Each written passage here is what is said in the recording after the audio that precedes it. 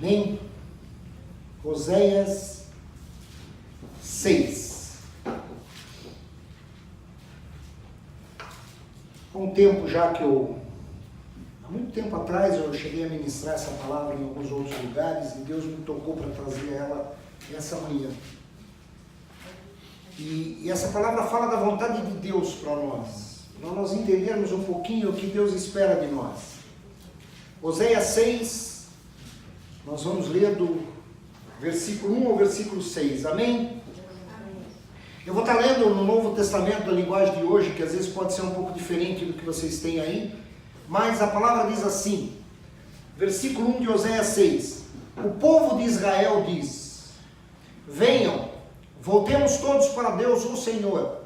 Ele nos feriu, mas com certeza vai nos curar. Ele nos castigou, mas certamente nos perdoará. Daqui a uns 2 ou 3 dias, no máximo, Ele nos dará novas forças e nos porá de pé, e nós sempre faremos a sua vontade. Vamos nos dedicar mais e mais ao Senhor. Tão certo como nasce o sol, Ele virá nos ajudar. Virá tão certamente como vêm as chuvas da primavera que regam a terra. Mas o Senhor Deus responde: o que é que eu vou fazer com você, Israel? E com você, Judá? O que eu faço? Pois o amor de vocês é tão passageiro como a cerração ao nascer do sol. É como o orvalho que seca logo de manhã. Foi por isso que eu mandei os meus profetas anunciar que eu vou castigar e matar vocês. E o que eu exijo de vocês é claro como a luz do sol. Eu quero que vocês me amem e não que me ofereçam sacrifícios. Em vez de me trazer ofertas queimadas, eu prefiro que meu povo me obedeça. Amém? Amém? Queridos, eu queria refletir um pouquinho essa manhã, em cima dessa palavra de Oséias. Eu queria que a gente fizesse uma reflexão. O que nós temos dado ao Senhor? Como nós temos entrado na presença dEle? Como nós temos buscado ao Senhor? Esse capítulo 6 de Oséias, ele na realidade ele vem como é o povo reagindo a uma palavra profética que aconteceu lá no capítulo 5. No capítulo 5 de Oséias, Oséias profetiza sobre o povo de Israel, dizendo: vocês esqueceram o Senhor. Vocês não buscam mais o Senhor. Israel estava numa guerra muito grande com o próprio Judá. E aí ele procura o rei da Síria para ajudá-lo na contenda.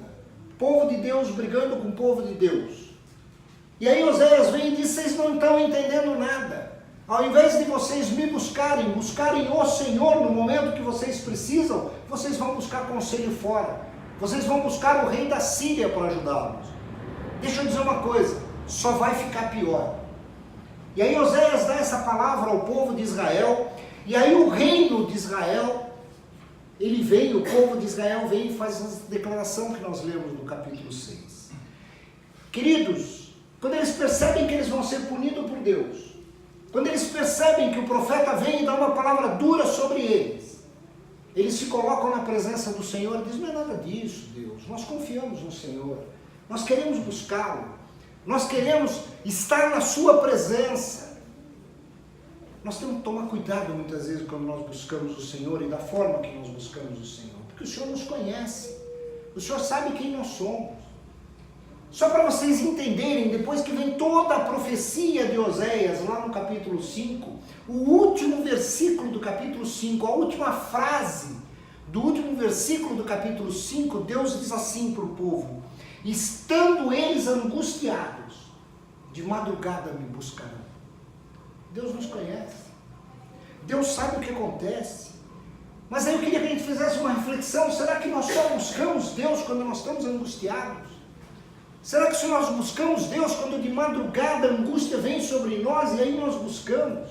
Porque quando eu leio isso, quando eu leio essa passagem, eu percebo que Deus está dizendo: não é só na angústia que vocês têm que me buscar, não é só no desespero que vocês têm que me buscar. Eu quero estar o tempo todo ao lado de vocês. Mas parece que a gente só busca na angústia, a gente só busca no desespero. E eu, quando estava lendo essa palavra, ela falou para mim: Porque realmente, se a gente para pensar, quando nós estamos na angústia e no desespero, é quando nós mais buscamos o Senhor. E quando a coisa parece que está indo bem, aí a gente esquece de Deus. A gente diz, Deus, está tudo bem, não precisa agora do Senhor, deixa que eu toco. A gente tem que tomar cuidado, queridos. Eu li uma história uma vez do D.L. Moody. Moody foi um dos maiores evangelistas do século XIX. E Moody, uma vez, ele estava visitando a Escócia e ele estava conversando com um pastor de ovelhas. Ele viu um grande rebanho de ovelhas, um pastor, e ele foi conversar com esse pastor. E ele conversando com o pastor contou uma história muito interessante para ele. Ele falou o seguinte: aqui nas terras altas da Escócia, em cima de alguns picos de montanha, tem uma grama muito verde, uma grama muito doce, uma grama muito gostosa.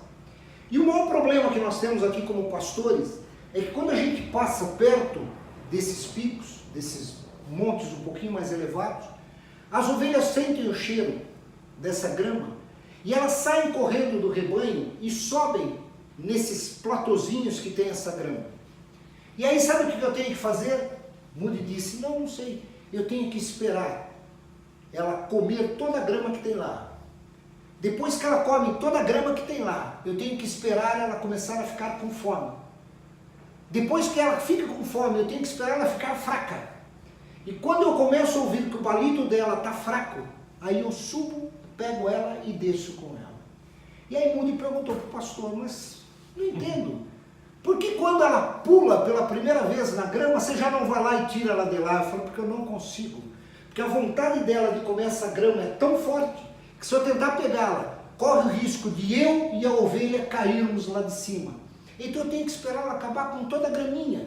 Eu tenho que esperar ela saciar toda a vontade dela, para que aí sim, quando ela estiver com fome, estiver com desespero, eu possa ir lá buscá-la. E aí Moody escreve, no livro que eu li, ele escreveu assim, mas é isso que acontece com o ser humano. O ser humano não se contenta de ter só Deus na vida dele. Quando ele vê uma graminha mais verde, uma situação mais bonita, ele vai para aquela situação. E aí ele só vai lembrar de Deus quando ele perder aquela situação. Quando ele entender que os amigos que ele agregou naquela situação não são tão amigos. Que a situação não é tão bonita. Que a situação não é tão boa. E aí quando bater o desespero, quando bater a sensação, aí ele quer voltar para mim. Aí ele quer voltar para Deus. E aí Moody diz, nós somos iguaizinhos a essas ovelhas.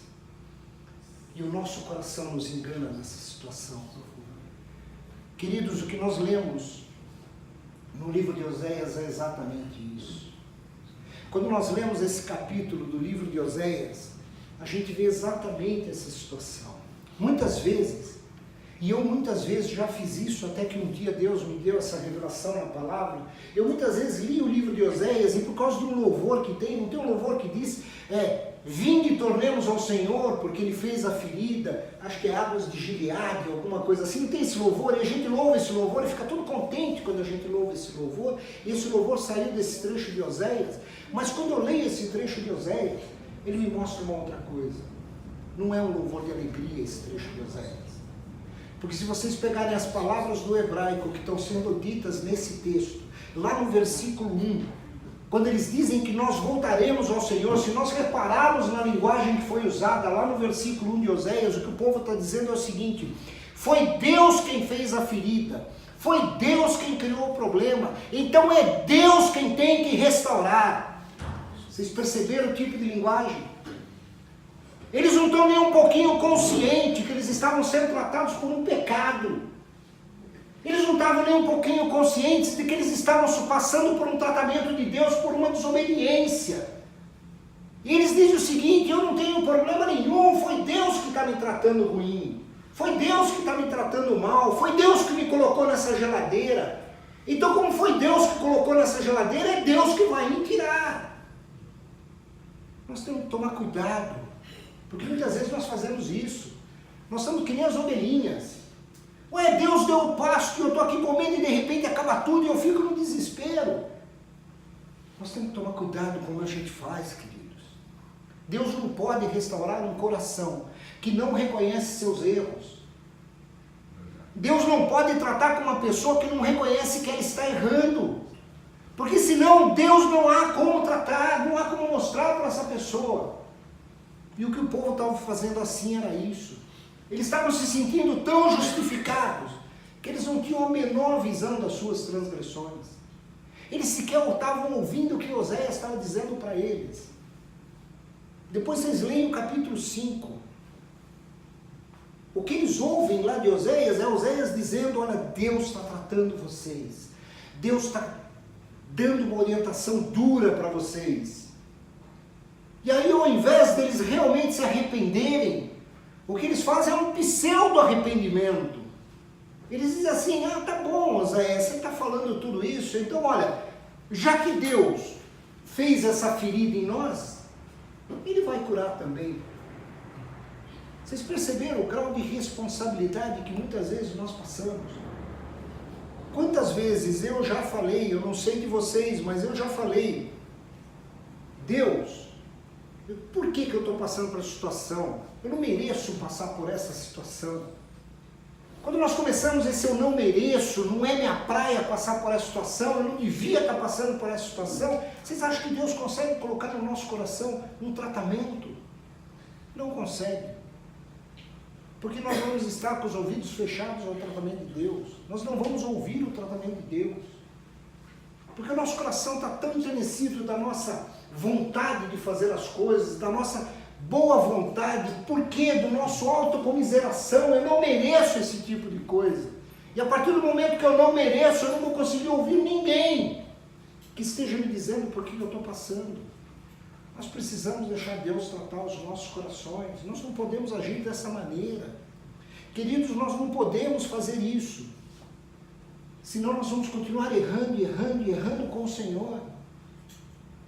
Quando alguma coisa vem sobre as nossas vidas e acontece para o nosso crescimento, por mais doloroso que isso seja, por mais difícil que isso seja, por mais complicado, pode ser uma perda, pode ser uma situação desesperadora que nós passamos, mas se nós temos a certeza que o Senhor é conosco, nós saímos dessa situação fortalecidos, por mais dura que seja a situação. Nós precisamos entender que Deus nos ama, que o amor dele é incomensurável sobre as nossas vidas. Se nós não entendemos o amor de Deus, nós vamos ficar sempre no cantinho dizendo: Deus, por que comigo? Por que eu? Por que essa dor? E nós não vamos ver Ele nos abraçando, nós não vamos ver Ele do nosso lado, o povo não conseguia ver Ele do lado. E aí, como é que nós vamos entrar na presença de Deus? E nós vamos entrar na presença de Deus muito mais trocando situações com Ele do que entendendo o tratamento dEle. E aí, dentro dessa nossa dor, dentro desse nosso desespero, nós vamos ficar dizendo para Deus: Deus, por quê? Alivia a dor, faz alguma coisa. E Ele tentando aliviar a dor e nós não deixamos. Porque nós queremos as coisas do nosso jeito. E nós não damos tempo para Deus fazer do jeito dEle. E o jeito dEle é sempre melhor do que o nosso. Tem um pastor que uma vez eu ouvi ele pregando. Esse pastor chama Paulo Júnior. Não é o Paulo Júnior que tem pregado hoje em dia. Esse Paulo Júnior era numa igreja de Uberlândia, lá em Minas Gerais. Sal da Terra, chama essa igreja, e eu já tive a oportunidade de vê-lo algumas vezes pregando e tudo mais, e esse pastor falou uma frase que me marcou muito o dia que eu ouvi essa frase. Ele falou assim, vou até ler aqui: muitas vezes, em nosso relacionamento com Deus, nos comportamos como pessoas que querem todas as coisas, mas não podem fazer nada para consegui-los, se relacionando com um Deus que pode fazer todas as coisas, mas que parece que não quer fazer as coisas como nós queremos que sejam feitas. Queridos, a maioria das vezes é assim que a gente se relaciona com Deus. E isso cria em nós, sabe o quê? Um sentimento de troca. Eu me relaciono com Deus numa troca. Ou seja, Ele é o Senhor Todo-Poderoso que pode fazer todas as coisas. E eu sou um insaciável que quer todas as coisas sobre a minha vida. Então eu vou tentar movê-lo para que Ele faça o que eu quero. E eu vou tentar trocar alguma coisa com Ele. Ah, Senhor, eu vou ser bonzinho durante uma semana. Ah, Senhor, eu vou fazer tal coisa. Quantos propósitos com Deus nós já fizemos? Não precisa levantar a mão nem falar. Que nós não cumprimos. que nós não aguentamos uma semana no propósito. Queridos, nós temos que ter cuidado. Deus não é um Deus de troca. Ele é o nosso Pai, é o nosso Criador. Ele dá livremente para nós. Nós precisamos entender isso. Isso é um alerta para nós, como foi um alerta que Oséias deixou ao povo. Do versículo 1 ao versículo 3 que nós acabamos de ler, o povo está dizendo o que para Deus? O povo está dizendo o seguinte: o Senhor fez a ferida, então é o Senhor que tem que curar. E aí o povo diz: olha, e tem mais, se o Senhor curar, eu vou ser bonzinho, eu vou te louvar, vou te adorar, vou te buscar. Temos que ter cuidado com isso. Sabe por quê? Porque Deus conhece o nosso coração. Ele sabe quando nós estamos falando só da boca para fora, como ele sabia quando esse povo estava falando da boca para fora. Tanto que lá em Oséias 4 e 5, presta atenção na resposta de Deus para o povo. Diz assim o versículo 4: mas o Senhor Deus respondeu: o que eu vou fazer com você, Israel? E com você, Judá, o que eu faço? Pois o amor de vocês é tão passageiro como a cerração ao nascer do sol. É como o orvalho que seca logo pela manhã. Foi por isso que mandei os meus profetas anunciar que eu vou castigar vocês e matar vocês. O que eu exijo de vocês é claro como a luz do sol. Deus pede pouco de nós. Nós é que muitas vezes queremos muito mais do que Ele está dizendo que é bom para a nossa vida. E aí nós ficamos correndo atrás disso. E aí eu pergunto: o que adianta nós escondermos o nosso sentimento de Deus? Deus está dizendo aqui que Ele conhece a motivação do nosso coração. Então quando nós entramos numa oração querendo fazer troca com Deus, não adianta. Ele sabe o que nós estamos falando, Ele sabe a intenção do nosso coração, Ele sabe o que nós pensamos. Nós temos que tomar cuidado com isso, queridos. Nós temos que tomar cuidado, temos que ter ouvido aberto ao que Deus está falando. Temos que ter cuidado com o que Deus está dizendo para as igrejas. E muitas vezes nós temos que ouvir as palavras proféticas que vêm sobre nós. E aí muitas vezes a gente pergunta: mas o que são as palavras proféticas hoje em dia? São as pregações verdadeiras da palavra de Deus. Porque a profecia se revela na própria palavra. Então nós temos que ouvir a palavra, nós temos que buscar a palavra de Deus, nós temos que ouvir aquilo que Deus está falando. E temos que saber separar, queridos. Porque muitas vezes tem muita gente dizendo que não é a palavra de Deus. Fazendo muito mais autoajuda sobre as igrejas do que trazendo uma palavra. E Paulo, quando ele diz a palavra de Deus tem que nos exortar. Porque a palavra de Deus tem que nos colocar como um espelho. Eu não posso ler a palavra de Deus e achar que tudo é vitória na minha vida, que eu sou um super-homem, que eu posso fazer qualquer coisa, porque não é isso que a palavra diz. A palavra diz que eu sou confrontado nas minhas situações, eu sou exortado nas coisas que eu faço, naquilo que eu penso e naquilo que eu quero. A palavra de Deus diz que ela tem que me exortar, mas ao mesmo tempo que ela me exorta, ela tem que me consolar. Ela tem que me mostrar que aquilo que eu quero e aquilo que eu imagino que é bom não é assim tão bom. Que Deus tem melhor e Ele me consola. E a partir do momento que eu sou consolado pela palavra, eu tenho que ser edificado na palavra, eu tenho que crescer na palavra, eu tenho que ser maduro na palavra, eu tenho que entender quem é Deus e qual o relacionamento que eu tenho com Ele. Senão eu vou continuar que nem o povo de Israel. Ah, foi o Senhor que causou todo esse problema na minha vida, é o Senhor que vai resolver todo esse problema na minha vida. Para! Se a palavra diz que Deus tem coisas boas, perfeitas e agradáveis para cada um de nós, como é que Ele pode causar problemas nas nossas vidas? Nós é que buscamos os problemas na nossa vida. Ah, mas eu sofri uma perda muito grande. Sofreu, por isso que Deus te consola, por isso que Deus te engrandece, por isso que Deus te sustenta. E é Ele quem nos sustenta, é Ele quem nos consola, é Ele quem nos segura. Queridos, nós temos que entender isso, senão nós vamos ficar o tempo todo fazendo troca com Deus. Se eu estou mal, é porque Deus fez alguma coisa. Então eu vou na presença dele, tentar fazer um propósito para ver se ele cumpre aquele propósito, e cumprindo aquele propósito eu vou tentar fazer com ele alguma coisa Nós estamos de novo fazendo que nem na igreja a promessa. Porque isso é promessa que fazia-se na igreja. Eu fui católico. Eu seguia isso, não vou fazer promessa. Eu vou fazer uma promessa que se acontecer, aí eu cumpro a promessa. Se não acontecer também não tenho nada a ver com isso. Porque afinal de contas eu prometi que faria. E eu só faço se eu recebo. Não é assim a questão da promessa? Não é assim com Deus, queridos. Deus não quer. Ele falou para Oséias, não me interessa o seu sacrifício. Não me interessa aquilo que você pode me dar. O que eu quero é o seu coração. É uma diferença muito grande. Nós temos que entender o que Deus quer dizer conosco. Nós temos que ser transformados no nosso pensamento, queridos.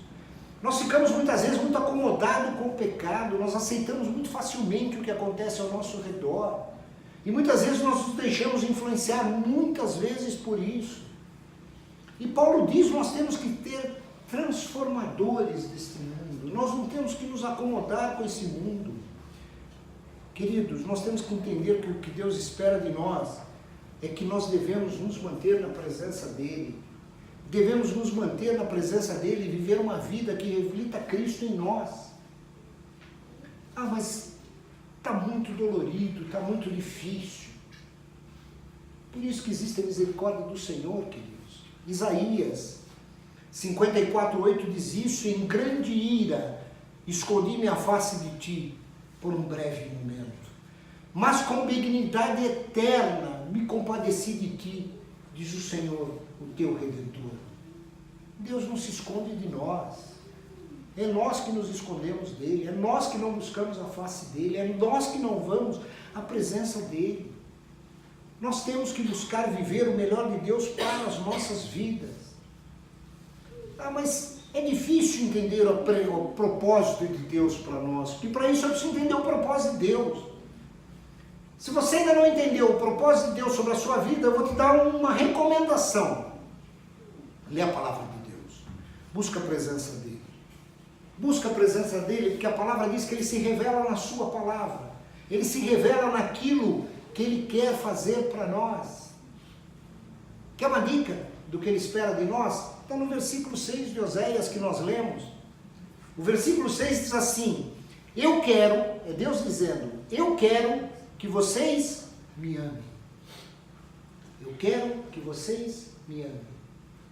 Queridos, e amar não é um sentimento. Amar não é uma troca. Amar é uma decisão. Eu decido amar. Eu já falei isso várias vezes. Paixão é um sentimento. Aquilo que nos arrepia. A gente olha alguém e fica arrepiado, sofre aquele arrepio nas costas, o coração parece que acelera. Isso é paixão. Amor, vocês querem saber o que é amor? Leiam 1 Coríntios 13, vocês vão ver Paulo dizendo as características do amor. O amor não é ciumento, o amor não se ufana em si mesmo, o amor não busca suas próprias recompensas. A hora que vocês olharem as características do amor, sabe o que vocês vão ver? Que nenhuma delas é um sentimento, todas elas são uma decisão. Então amar é uma decisão. E Deus está dizendo, eu quero que vocês me amem. Qual é o primeiro mandamento que Deus deu a Moisés no Monte Sinai? Amem ao seu Deus de todo o teu coração, de todo o teu entendimento, de toda a tua alma. Deus está falando de sentimento. Ele escreveu lá, quando vocês sentirem um arrepio, quando vocês sentirem o coração balançando na minha presença, aí vocês me amem. Não, queridos. Amar a Deus é entender que Ele é Deus, é entender quem Ele é entender o que Ele está, o que Ele é nas nossas vidas, não o que Ele faz nas nossas vidas. E aí nós tomamos a decisão de amá-lo, independente do que eu estou passando. E Ele continua dizendo no versículo 6, eu quero que vocês me amem e não me ofereçam sacrifícios. Em vez de me trazer ofertas queimadas, eu prefiro que o meu povo me obedeça. É simples. Deus está dizendo duas coisinhas só que Ele espera de nós. Ele espera que nós, primeiro, o amemos. E segundo, que nós obedecemos. É simples assim. E Ele está dizendo isso para um povo rebelde, para um povo que ia na presença dEle fazendo troca. Não, se Deus me machucou, Ele vai me restaurar. E se Ele não me restaurar, eu faço aqui um propósito com Ele e as coisas melhoram. E olha, Deus, se o Senhor me restaurar, eu vou continuar te pregando durante muito tempo. Só se for na cruz, né? Porque a gente prega pouquinho. A gente vai até o tempo em que nós já achamos que a bênção está boa, aí a gente para. Nós temos que entender o que Deus pede de nós. Deus quer corações sinceros. Ele quer arrependimento que provoque mudança de comportamento. Ele quer situações em nossas vidas que mudem o nosso coração, o nosso entendimento. Se a palavra diz para perdoar, nós temos que entender o que é o perdão. Se a palavra diz que nós devemos amar, nós devemos entender o que é o amor. Se a palavra diz que nós devemos andar 2 milhas, com 1 milha com quem nos faz mal, e nós devemos andar 2, nós devemos andar 2. Nós devemos entender o que isso significa para nós. Nós somos diferentes, nós não somos desse mundo, nós somos chamados para ser diferentes. Queridos, nós entendemos que nós temos que amar e temos que manter a comunhão. Como é que nós vamos amar a Deus se nós não o conhecemos? Você já tentou amar uma pessoa que você não conhece? Nós precisamos conhecer a Deus para poder amá-lo. Quem aqui é casado vai entender o que eu estou falando, quem está namorando também, quem vai namorar também. Quando a gente conhece a nossa alma gêmea, dá aquele arrepio, não dá? Dá aquela paixão, dá aquele tremer no coração, dá aquela vontade. Mas é isso que nos mantém junto com essa pessoa 20, 30 anos? Não. É o amor. E o amor não se expressa em sentimento. O amor se expressa em eu fazer o que a pessoa gosta, em ceder em situações que eu não cederia, em querer estar junto naquele relacionamento. Isso é amor. Um casamento não se mantém 30, 35 anos, 40, 50 anos só pela relação da paixão. Porque paixão é efêmera. Como ela começa, ela termina. E o que o mundo vende hoje é paixão. Quantas vezes vocês já ouviram falar pessoas que foram em psicólogos, e não estou criticando psicólogos aqui, porque tem alguns que são sérios. Quantas pessoas vocês já ouviram? Não, eu recebi um conselho, eu não consigo mais sentir nada pelo meu marido, pela minha esposa, e me disseram que eu tenho que buscar a minha vontade, eu tenho que sair, eu tenho que fazer o que eu quero, eu tenho que ser feliz. Temos que ter cuidado com esse eu tenho que ser feliz. Isso não é amor, isso é paixão, isso é egoísmo.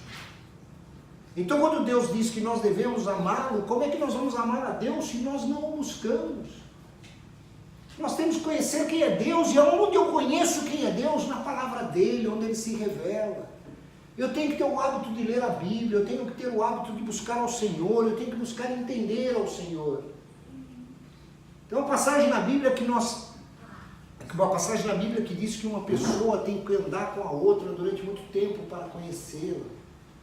Tem até umas traduções que falam de comer saco de sal juntos, vocês já ouviram essa expressão.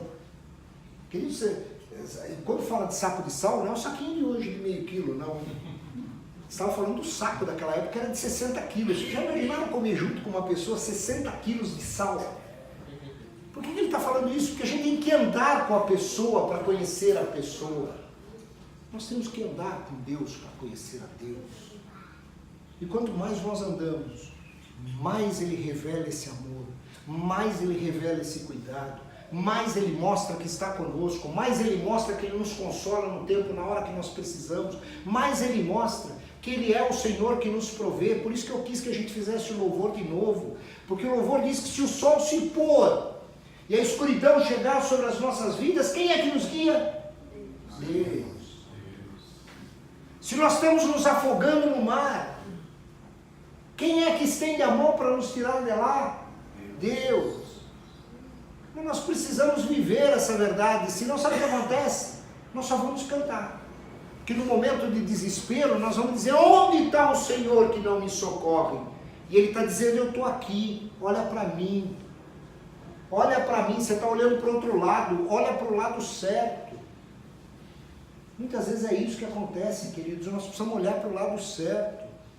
Nós precisamos entender que amar é buscar as suas vontades, é entender o seu propósito, é buscar a sua presença. E a segunda coisa que Ele pede de nós, sabe o que é? Que a gente obedeça. E aqui tem uma dificuldade muito grande. Sabe por que tem uma dificuldade muito grande? Porque na nossa natureza humana não está urgindo a obediência. Ah, mas como não está urgindo a obediência? Não está urgindo a obediência. Infelizmente, a obediência caiu por terra quando Adão deixou tudo isso lá no Éden e desobedeceu a Deus. Isso entrou no nosso DNA. Por isso que nós temos uma dificuldade tão grande de obedecer. Porque por natureza nós somos rebeldes. Por natureza nós queremos fazer o que nos agrada. Por natureza nós queremos fazer aquilo que é bom, que nós achamos que é bom para nós. E muitas vezes nós confundimos obediência com estar sobre a orientação de alguém. Quando na palavra diz que quanto mais eu conheço a Deus, mais liberdade eu tenho. A palavra não diz que conhecereis a verdade e a verdade vos libertará. Então estar na presença do Senhor não é uma escravidão, é uma liberdade total. É uma liberdade 100%. Sabe por que é uma liberdade 100%? Porque Jesus não nos chama de servos. Ele disse isso lá em João 15:15. Quando ele está com os discípulos, ele diz para os discípulos: ei, vocês aqui me chamavam de rabi, vocês me chamavam de mestre, porque eu ensinava vocês, vocês faziam muito bem até agora. Porque deste ponto em diante, eu não sou mais um mestre, eu sou amigo de vocês. E vocês são meus amigos. Porque quando vocês tinham uma relação de servo para mestre, ou de discípulo para mestre, vocês faziam o que eu queria, ou o que eu mandava a vocês. Sabe por que vocês faziam o que eu mandava? Porque o discípulo nunca conhece o que o mestre pensa.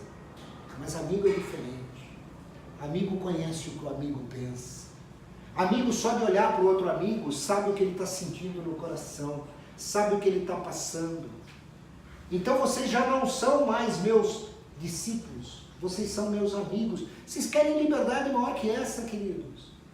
Nós somos amigos de Cristo. Ele está ao nosso lado o tempo todo. Ele nos abraça no momento que nós precisamos que Ele nos abrace. Basta que nós precisamos. Muitas vezes a gente não pede. Muitas vezes nós estamos com dor no coração e a gente não pede que Deus nos abrace, a gente fica no cantinho reclamando: ó Deus, por que isso?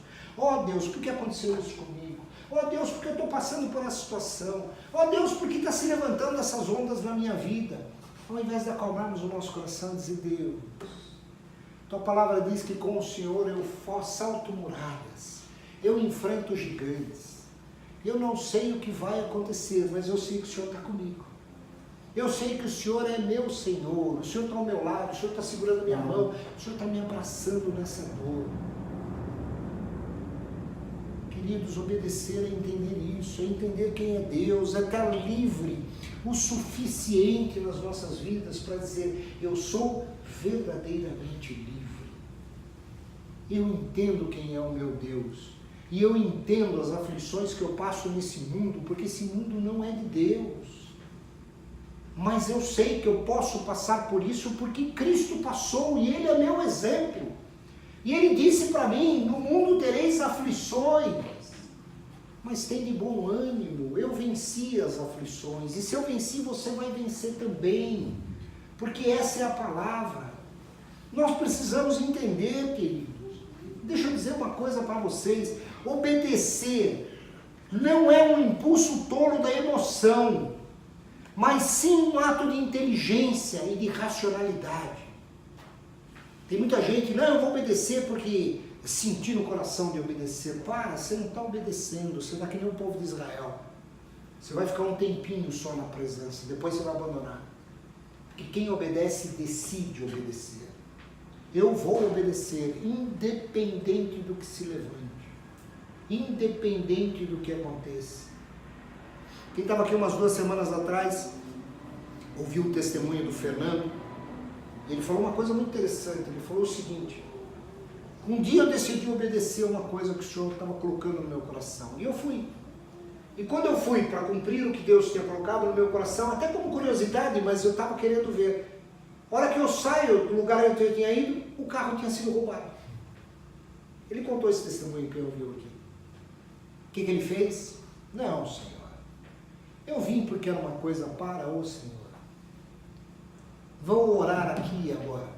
Esse carro vai aparecer. Não deu 15 minutos, ele recebeu uma ligação da polícia dizendo que o carro tinha sido achado. Esse é Deus, querido. O diabo pode tentar nos roubar, o diabo pode tentar tirar a nossa alegria, o diabo pode tentar querer jogar alguma coisa sobre nós, pode. Mas se nós estamos conscientes que nós estamos amando e obedecendo ao Senhor, o diabo não vai vencer. Porque o que Deus tirar, o que o diabo tirar, Deus vai restaurar nas nossas vidas muito mais. Nós precisamos entender isso, queridos.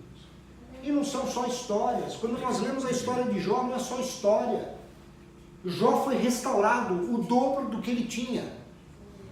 Peraí, pastor, tem lugar na palavra que diz que é 100 vezes mais. Calma, queridos. A palavra diz que Jó, e quando nós olhamos o que Jó tinha, Jó provavelmente era um dos homens mais ricos daquela época, ele era o Bill Gates daquela época. Se Deus pôs o dobro, vocês imaginam o Bill Gates com o dobro do que ele tem. Então, não precisava de...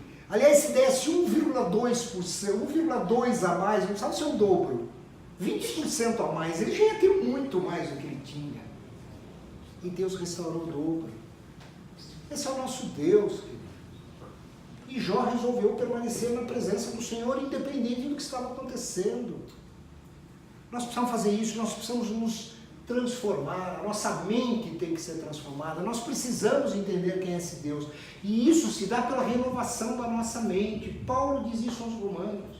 Quando ele escreve lá aos Romanos, em Romanos 12:2, ele diz assim: e não vos conformeis com este mundo, mas transformai-vos pela renovação da vossa mente, para que experimenteis qual seja a boa, perfeita, agradável vontade de Deus. Queridos, obedecer depende de nós. E não é uma decisão, eu vou obedecer durante uma semana, eu vou obedecer nessa situação. Não!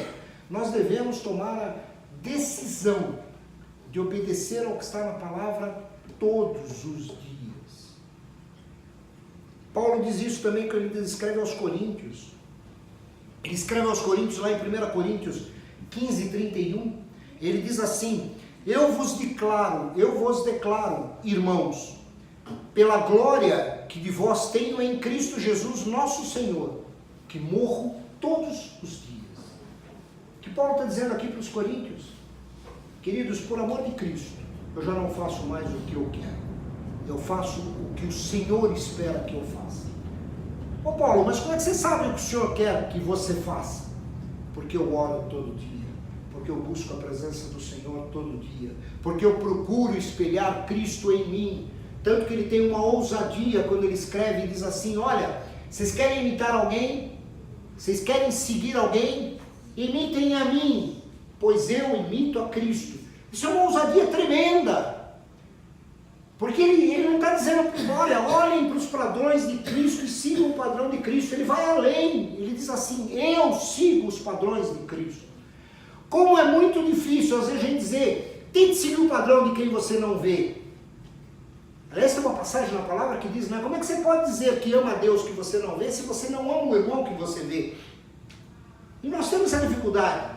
Então, como é que eu vou ter como referência quem eu não vejo? E Paulo, num ato de ousadia, diz assim: eu sei que vocês têm essa dificuldade, que vocês não veem a Cristo. Não precisa ver, vejam a mim. Vejam a mim, porque eu sou imitador dele. Eu penso como ele pensava, eu faço o que ele fazia, então olhem para mim e me sigam. Olha a ousadia dele. Por isso que ele diz: eu morro todos os dias. Quando eu acordo de manhã, eu decido amar e obedecer. Quando eu acordo de manhã, eu digo, independente do que vai acontecer nesse dia, eu vou amar a Deus, eu vou obedecer a Deus. E quando alguma coisa se levantar, se ela for muito maior do que eu vou dobrar o meu joelho e vou orar, porque eu sei que Deus é comigo. Amém. Eu sei que Ele prometeu que seria comigo. Nós precisamos ter essa consciência. E mais, queridos, sabe o que acontece quando a gente decide obedecer? Quando a gente decide obedecer, acontecem duas coisas, acontecem várias, eu destaquei duas coisas que vêm sobre nós. Primeira delas, nós sentimos paz. Como assim nós sentimos paz? Nós sentimos que quanto mais nós estamos no meio de uma situação e mais nós estamos com Cristo no meio daquela situação, vocês já perceberam como vem paz no nosso coração? Como a gente enfrenta aquilo mais fácil? mas está na palavra. Lá em Jó 22, 21 diz assim: apega-te, pois, a Deus, e tem paz, e assim te sobreviverá o bem. Queridos, apega-te a Deus. Você está com a mente agitada, você está com o coração atribulado no meio de uma situação, no meio de uma dor, no meio de um problema, apega-te a Deus. E Ele vai trazer a paz que você precisa, Ele vai trazer o consolo que você precisa, Ele vai trazer aquilo que vai tratar o teu coração. E a segunda coisa, nós teremos liberdade. Nós viveremos com liberdade. Porque lá em Romanos 6,16, Paulo também escreve assim: mas damos graças a Deus por vocês, que antes eram escravos do pecado, agora já obedecem de todo o coração as verdades que estão nos ensinamentos que receberam. Quando nós obedecemos os ensinamentos de Cristo, sabe o que acontece? Vem a liberdade, porque nós conhecemos a verdade, e conhecendo a verdade, nós somos verdadeiramente livres. É isso que nós precisamos buscar, queridos. Obedecer a Deus não é a melhor maneira de viver, é a única maneira que nós temos de viver. Se nós somos cristãos e escolhemos Cristo como nosso Senhor e Salvador, essa é a nossa maneira de viver. Esse é o nosso estilo de vida. Agora, Deus não quer uma obediência cega. Deus, na palavra, o tempo todo, Ele se revela dizendo: me conheçam, conheçam o meu amor, conheçam quem eu sou. Não olhem para o que eu faço, mas busquem quem eu sou. E a hora que vocês conhecerem quem eu sou, vocês vão entender o meu amor. E eu quero que vocês me amem pelo que eu sou, pelo amor que eu tenho por vocês. Não porque eu sou um Deus que posso colocá-los no inferno ou colocá-los no paraíso. Não porque eu sou um Deus que posso dar alguma coisa ou tirar alguma coisa. Porque o povo ali estava se relacionando com Deus de troca. E Deus não quer que nós façamos isso. Deus quer que nós entremos na presença dEle e o conheçamos de verdade. Porque aí sim, queridos, quando nós conhecemos Ele de verdade, o nosso relacionamento com Ele deixa de ser um relacionamento de medo, deixa de ser um relacionamento de troca, deixa de ser um relacionamento falso e passa a ser um relacionamento verdadeiro, passa a ser um relacionamento de alguém que diz: eu sei em quem eu tenho crido, e eu sei que um dia o meu Redentor se levantará sobre essa terra. Ô cara, mas você está passando por uma situação terrível, mas eu sei quem é o meu Redentor, eu sei quem é o meu Deus, e eu sei que Ele tem coisas boas, perfeitas e agradáveis para mim aqui nesta terra, e eu ainda vou colhê-las.